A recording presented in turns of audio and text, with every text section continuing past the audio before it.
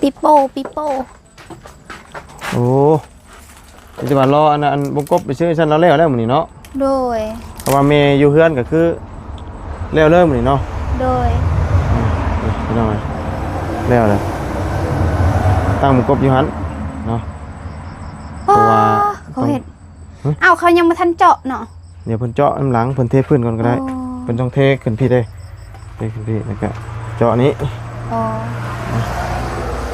เจาะขึ้นไหวเขาเห็ดเนาะไว2 มื้อเขาเห็ดประมาณเต็มที่ก็สิประมาณ5-6 มื้อนี่แหละ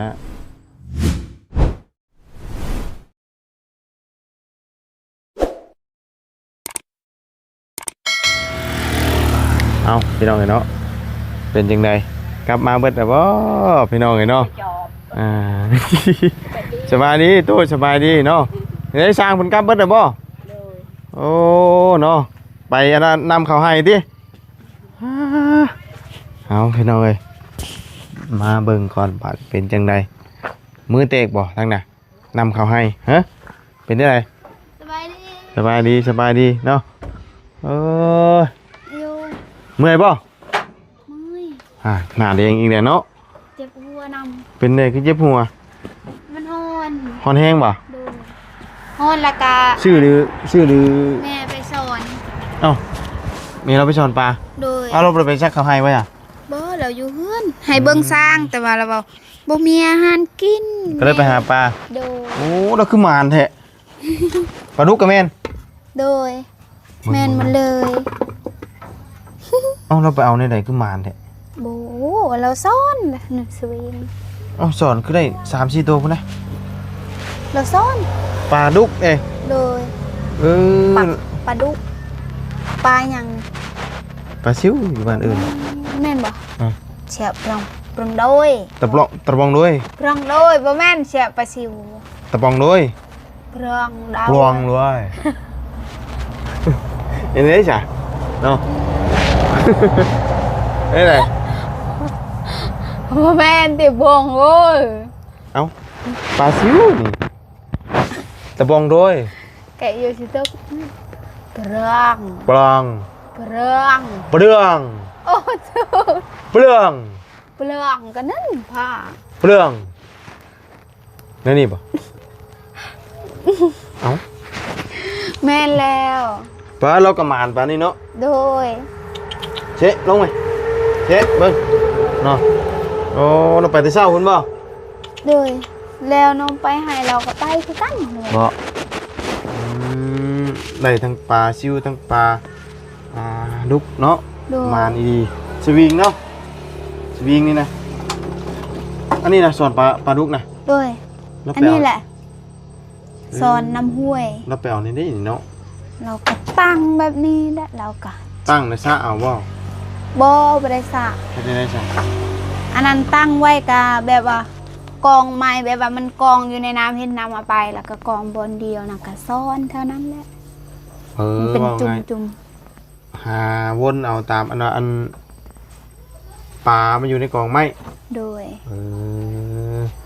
มันส้นมันห่อนเนาะโดยหากระมาบ่ซักเขาให้นะโดยหากระมาตอน5 โมงแล้วบ่มืออื่นยังเลยเดียวมือไปอีกโดยซ้ำแบบอันคือของเจ้านี่เป็นมาเลยอันนี้นะของใครของเอื้อยบ่นี่ของเอื้อยบ้านสกีฮันเอื้อยเจ้านี่ว่าโดยมือไปซ้ำไปว่าประมาณ10 โมงนี่ก็แล้วโดย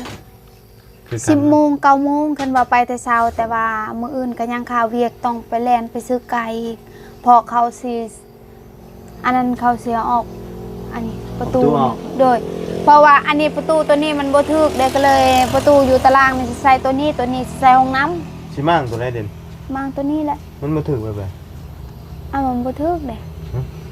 เพราะว่าประตูนี่มันน้อยแล้วมันบ่ถึกกับหูเลยอันใบมันนี่บ่แม่นมันบ่ถึกหมดบ่งกบอีหยังก็บ่ถึกหมดนี่โอ้เบิ่งทันดูตัวนี้บ่โดยเห็นบ่โดยสิเฮ็ดประตูห้องน้ำอีกตัวนี้โดยสิ ที่แรกว่าบุญบ่เข้าใจคิดว่าเอาใส่แหละอันทางเข้ามันน้อยเนาะ โดย แค่ตัวนี้มันห่าง โดย ว่าอยู่บ่เข้าใจว่าเปลี่ยนเฮ็ดหยังหั่นน่ะทั้งที่ใส่แล้วหั่นน่ะยังคือเปลี่ยนว่ะแต่ใส่วง80นึงพอดี โดย อืม แทกแต่เฮือนนั่นถึกแล้วแต่ว่าแบบว่าลงอยู่ซื้ออยู่ห้านนั้น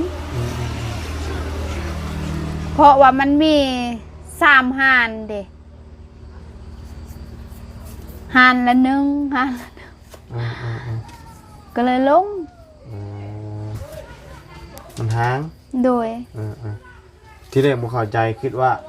าฮู้อันทางเขานี่มันน้อยใช่หรอคิดว่าต้องการปองเขามันใหญ่แต่มันห่างอันนี้ โดย ว่าอยู่เห็นแล้วเลยสิเปลี่ยนเฮ็ดหยังวะ เนาะแต่แม่นตัวนี้ห่างตัวอันน่ะตัวห่างกับแป้นนี้ โดย ของแนวบาบุญก็บ่ได้มาเบิ่งกันว่าอันโตอันนี้คือกันพี่น้องเนาะบ่ได้มาเบิ่งตัวอันเพิ่นประกอบใจว่ามันห่างหน่อยหลายซำใดเนาะ โดย โดยกำลังเช็ดกินบ่ไผสิเฮ็ดนี่น่ะเฮ็ดแม่งเฮ็ดเอาได้ โดย ปรุงเอา บอพักผ่อนก่อน ฮะ เมื่อย เมื่อยแฮงบ่ โดย เมื่อยแฮงอีนี่ตอนนี้ เมื่อยแห้ง มันแดดบ่ เมื่อยกับบ่ได้เมื่อยปานได้เห็น แบบว่าเคยเฮ็ดแล้วแต่ว่ามันเจ็บหัว เจ็บหัวมันแดด โดย อืม มันวินแน่นอน แดดแฮงเนาะ โดย ก็เลยเจ็บหัวแน่ แบบว่าไปถือบอนยาเขาซีดเนี่ย อืม ก็แบบว่าน้องสิบ่ถือปานใดเห็นเห็นว่าพาแบบว่าผ่านไปเฮายางนะมันก็เจ็บหัวไปกินมัน มันร้อนเด้ โดย ธรรมดาอยู่แล้วอากาศมันร้อนแห้งเนาะเลยปลาดุก3ตัวเนาะ โดย 3หรือ4 จัก4โตวอยู่หันตัวหนึง น้องกระตาย ยัง ใหญ่ปะ แม่ง ใหญ่กว่านี้ปะ อืมซ้ำกัน ใช่ โดนมันอยู่ลุมบ่เห็นดอก กระปู เห็นแต่กระปูปะกับปลาคอน้ำบ่ ปากกัง ปลาคอก้างเนาะ บ่ อันนี้ไว้กินอื่น โดย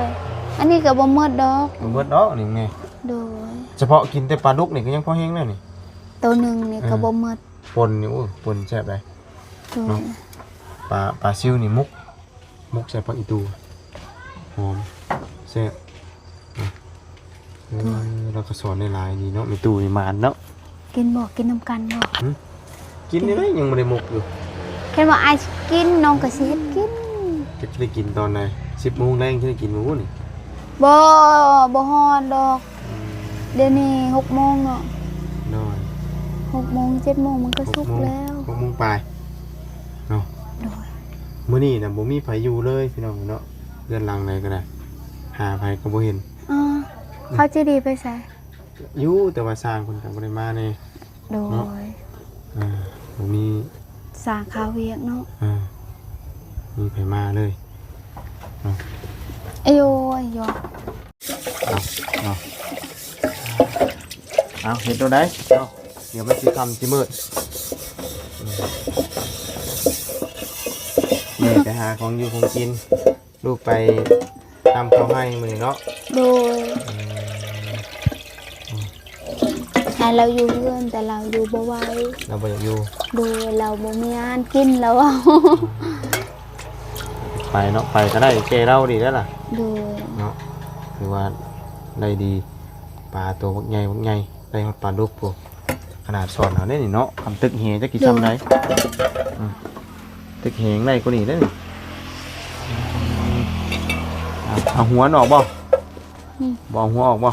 บ่ อบเลยบ่ โดย ขี่มันออกเลย ออกแล้ว ขี่ออกแล้วเนาะ โดย มาอันทันอยู่บ่สร้างเฮ็ดห้องน้ำเพิ่น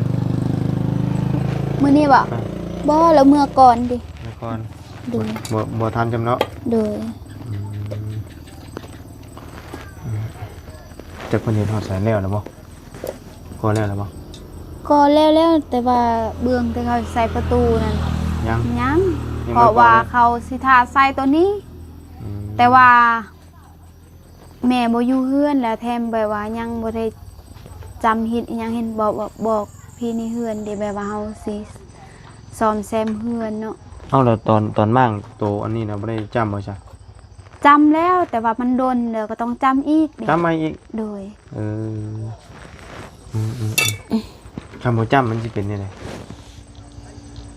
เจ็บหัวยังแบบนั้นแหละจัก เจ็บอีหลีบ่คำบ่จำ เจ็บอีหลี เจ็บเป็นไข้เลย โดย เออ มีแต่เจ็บมีแต่ไข้สุขภาพบ่แข็งแรงเฮือนบ่สมบูรณ์ เพราะว่าเฮานับถือทางนี้เนาะ โดย เฮาต้องเฮ็ดตามทางนี้เนาะบ่จำฮีดจำผีนี่มันม่างบ่ได้ บ่บุญกินน้ำกันบ่ เอาไว้เฮ็ดโลดเนาะ บ่กินเนาะ กิน กินหรือบ่กิน เอ้ามันเดียวไว้ก็กินเนี่ยเนาะ บ่แค่น้องย่านน้องเฮ็ดลายจังน้อยอายมือปะ เอาเฮ็ดจำเจ้ากินนั่นแหละเนาะเอาเป็นหยังเนาะเฮ็ดจำเจ้ากินนั่นเด้อ โดย สองคนแม่ลูกนั่นเด้จิตำมักพริกใช่แหละแบบเฮ็ดแบบอู้อ่ะเนาะ โดย หลังจากที่ว่ามาแต่นำเข้าเนาะก็ทางประตูเพิ่นไปหาปลามาพี่น้องเอ้ยก็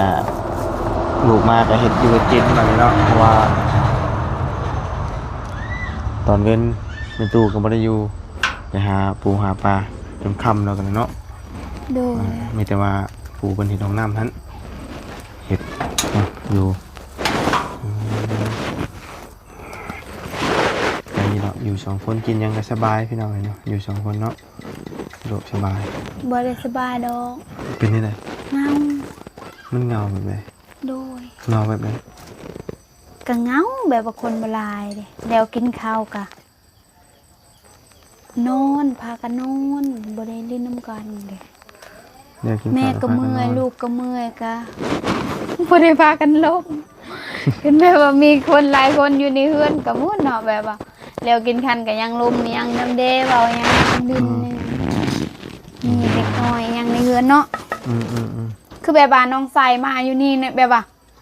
มีความสุขหลายเด้แบบว่าเขามาก็มาพากันตลกอีหยั พอง ได้ เว้า มีหมู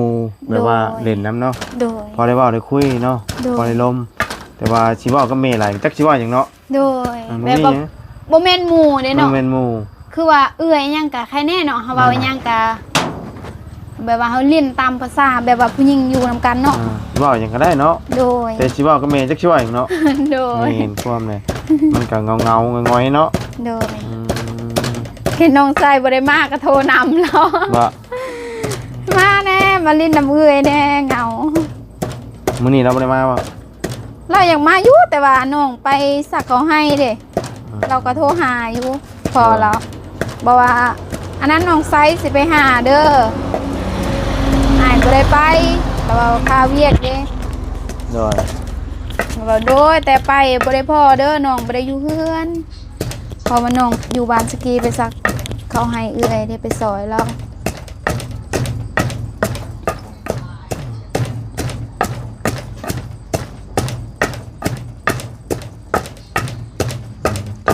ตามอ่ะตามเจลใส่อันนี้ก่อน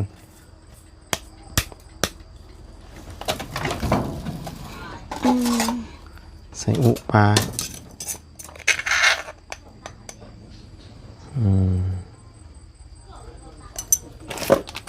จังน้อยคือมื้อนั้น โอ้เนาะ ลืมใส่เกลือกับเป็นนัวโอ้ ใส่ลายกับบ่นัวเนาะเป็นนัวเวียดเนาะ ดู บ่ค่อยนัวคือบ่ซื้อเป็นนัวนี่กินจ้ะ บ่มัก ฮะ บ่มัก บ่มัก น้องตีมักอันนั้นคงเวียดเด้ มาของเวียด โดย อืม เป็นโนเวียด มันบ่แซ่บเลย แบบว่าของเราเฮาก็แซ่บคือกันแต่บ่มักกินปานใด อืม แบบว่าเม็ดมันใหญ่เด้ ได้ใหญ่มันก็นัวกว่ากันเด้ โดย แต่อันนี้เม็ดน้อยแต่มันบ่นัว แต่ว่าบ่มักกินปานใด มันบ่แซ่บคือของอันน่ะไท ไทยเพิ่นมัดนัวเด้อันนี้มันอยากนัวปานใดนี่ใส่ปรุงวันละอันมื้อนั้นน่ะบ่จักแซ่บเลยกินมะม่วงมื้อนั้นน่ะบ่จักแซ่บ มื้อใด เอามื้ออันที่เฮากินมะม่วงอันนี้ โดยอ๋อ กิน อาย อันไหน จนออกลิ้นขึ้นเทิงเนาะกินมันนัวเกิน มันบ่นัว แต่ว่าคนเฮ็ดบ่แซ่บบ่ บ่แซ่บมันกับเป็นนัวนี่มันบ่นัวอีดี อันนั้น คำเป็นนัวนั้นมันสินัวจ้าแล้วแหละ เหนียวบ่บุญบ่ เอ้า กิน เนาะ น้ำก็เฮ็ดกินน้อยแล้ว เฮ็ดกินโน้ตเป็นหยังเนาะเนาะ โดย เฮ็ดกิน2คนเจ้าหั่นน่ะเนาะปลาคอนี่โอ้ป่นนี่แซ่บเด้นี่ปลาดุกเนาะ ปลาดุ ลืม กบ่แม่นปลา โอ้4ตัวพุ่นเด้นี่น่ะตู้คือมานแต่เจ้าเอาได้นี่น่ะปลาดุกนี่เจ้าเฮ็ดได้เอาคือมานแท้ มันเข้าอยู่ชวี เขาอยู่สวิงเลยบ่ได้เอาในโกนได้หยังบ่โอ้ปลาดุกนาซ้ำแซ่บเด้นี่น่ะเนาะ แซ่บบ่ แซ่บอะนะ ตีมัน ชาวเขาสวิงเราผ้าตีอยู่เลย เอ้ย โอ้ ตีเลยตีเลย เราหากินมานเฮ้ย ตีเลยไปบ้าน เอาแกลูกมากินน้ำเด้อ เลยกินตัว ไอ้กาว เนาะให้แปลงได้ บอสสไลเกิบยัน ปลาธรรมชาติ เลย เหียด ปลาธรรมชาติน่ะแซ่บอยู่แล้ว กิน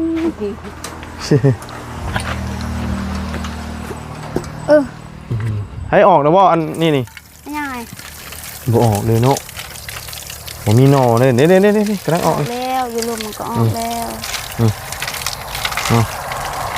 ตามอีกเพิ่งมันเนี่ยกำลังออกหน่อเดี๋ยวมันก็ออกเดี๋ยวมันก็ใหญ่ครับมันสิใหญ่แล้วล่ะ ตะบนกูai về mới về cho được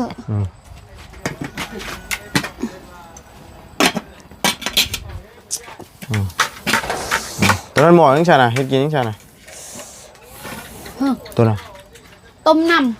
ต้มน้ำไปชื่อนี่บ่ tôm nằm hòn thì bao tun là anh ăn hạt ห้างไม้ห้างยาบ่ phạt anh đi อืม nòng cái lấy tôm kín ดียังก็ đi phụ lục phụ nhinh หมดลูกบ่ rồi ใช้ ไอ้ดาวไปไอ้ดาว เอายังใช่บ่นี่ บ่เอาน้ เอาน้ำบ่ ำโดยปลามันไม่ใส่น้ำน้อยเดียว อบเนาะ โดย อบอุ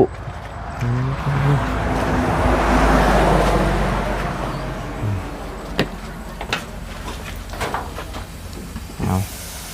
เฮ็ดกินก่อนมันมีบ่ผักอีตูมาแซ่บจังหอม ย่างยังทันใส่ ต้องใส่ผักอีตูน้ำมันจังหอม โดย โอ้ฮ้อนเนาะโอ้บ่ไหวอยู่นี่ไฟมันขึ้นฮ้อนวุด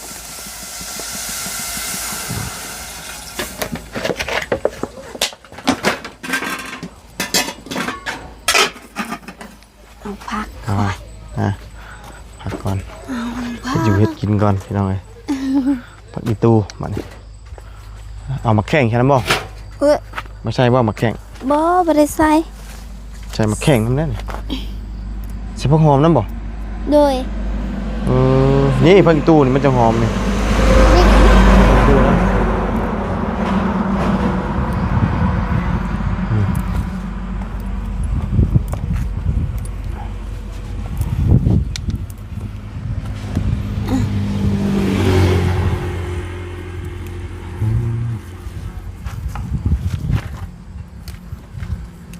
เบาตูนแล้วเบาซีเมื่อปลูกผักอีตูแล้วจักเราบ่ได้เอาเด้ เดี๋ยวจะเอาเบี้ยนเมื่อปลูกนี่หอมได้ผักอีตูนี่นะหอมเดี๋ยวจะเอาเบี้ยนเมื่อปลูกแต่ปลูกก็ยันมันใกล้ เสียเมื่อบ่ ยังเดี๋ยว ยัง มัน บ่ หากัน อันนั้นเบาตูนเมื่อวานนี่เบาตูนเบาสิปลูกแต่ว่า โดยปลูกก็ยากอยู่มันบ่มีหม่องมันมีแต่ไกล โดย มันบ่คืออยู่บ้านบ้านสิปลูกไว้กินก็ได้ เคยมีจอกระเช้าจอนดงแกะตะเนี่ยใช่ยะเลยจุดเร่งจุด กินก่อนใส่ได้บ่ ยัง ยังบ่ โดย เอาไปไว้ก่อนเนาะ โดย ให้ปลาสุกก่อนสายนี่เขาตัดเองบ่หรือว่าไผตัดนี่ ทรายตัวใด นี่ อันนั้นเขาตัดทิ่มแม่ก็เลยกูดไปนี่ ว่าเฮ็ดอนาตากเสื้อผ้าเนาะ โดย ไปย่างก็เบิ่งพุ่นด้วยเบิ่งของน้ำแล้วก่อนพี่น้องเอ้ย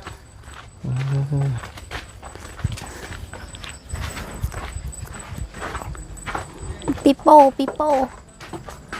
โอ้ยจะมารออันบงกบไปซื้อฉันแล้วแล้วมื้อนี้เนาะ โดย เพราะว่าแม่อยู่เฮือนก็คือแล้วมื้อนี้เนาะ โดย พี่น้องเอ้ย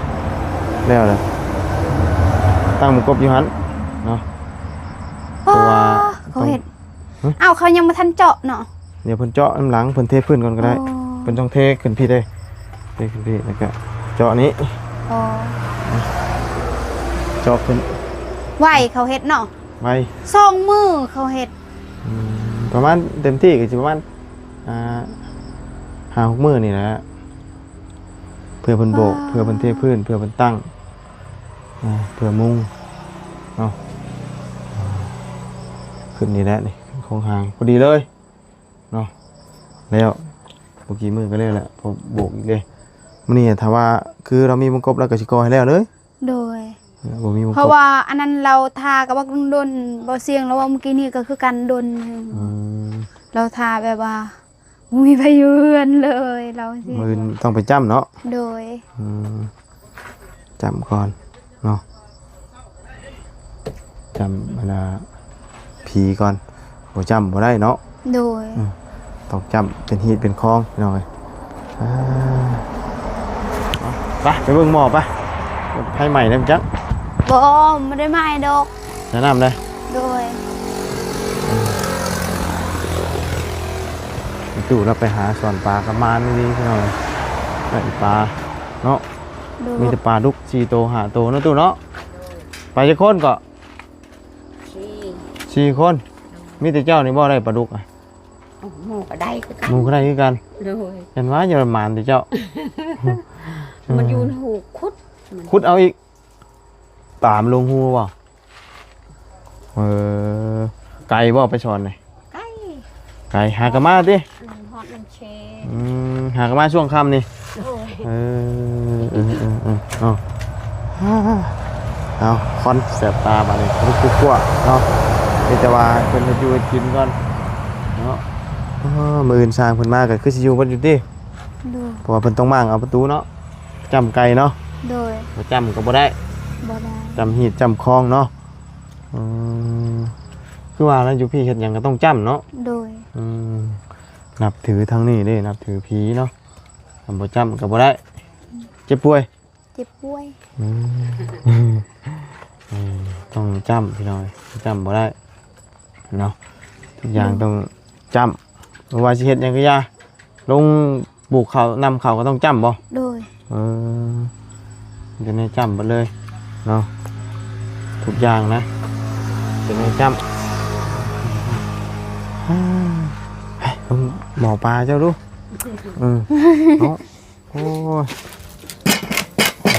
โอ้มืดได้นี่ก่อนอ่านนี่สุกแล้ว ยังบ่ทันใส่ผั ผั ก กลงอะไรเป็นได้เลยแล้วบัดนี้เพราะว่าปลาซิวมันไม่ได้อันนั้นไหนมันสุกไว้ถ้าคนได้มันสิมุนปลาซิวนะ โดยกระตึบดาแน่น ย่อย เนาะ เอาเห็ดอยู่เห็ดกินเด้อฉันเด้อ โดย มื้ออื่นพ่อกันไหมเขาเนาะมื้อนี้ค่ำนะพี่น้องเอ้ยเนาะบ่เป็นหยังตู้เดี๋ยวกินเด้อเนาะท่านได้อยากเนาะมื้ออื่นจะมากินปลาดุกน้ำเด้อ